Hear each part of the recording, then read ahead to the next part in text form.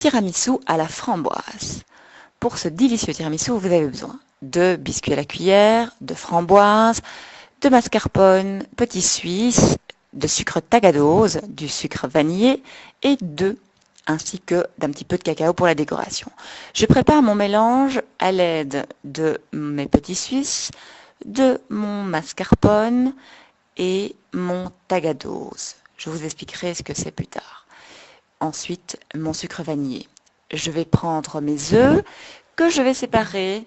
Je mets mes jaunes dans la préparation et mes blancs vont être mis dans le mixeur afin d'obtenir des blancs en neige.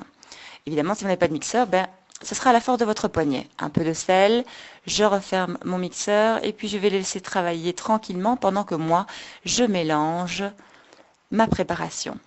Une fois que tout ça est bien ferme, je vais mélanger très délicatement mon blanc en neige avec ma préparation au mascarpone. J'ai passé à la vitesse normale pour que vous voyez vraiment tellement c'est lent pour pouvoir obtenir quelque chose de très velouté. Ensuite, je fais tremper mes sachets de thé dans l'eau bouillante, histoire d'avoir mon infusion. Je vais tremper un à un mes boudoirs dans ce thé pour les ramollir et alterner avec mon mélange au mascarpone et mes fruits. J'ai prévu 4 boudoirs par personne. Néanmoins, vous n'êtes pas obligé d'en mettre autant. Enfin, autant, c'est pas beaucoup, mais disons que même sans ça, c'est très bon.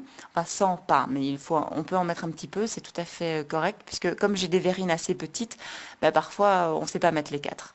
Je termine ma préparation avec des fruits, et puis encore une dernière couche de mascarpone. Allez, encore un petit biscuit pour la route. Et puis ma dernière couche de mascarpone sur laquelle je vais saupoudrer du cacao, mais seulement après avoir réfrigéré pendant 2 heures au frigo. À la diète, je dis niet.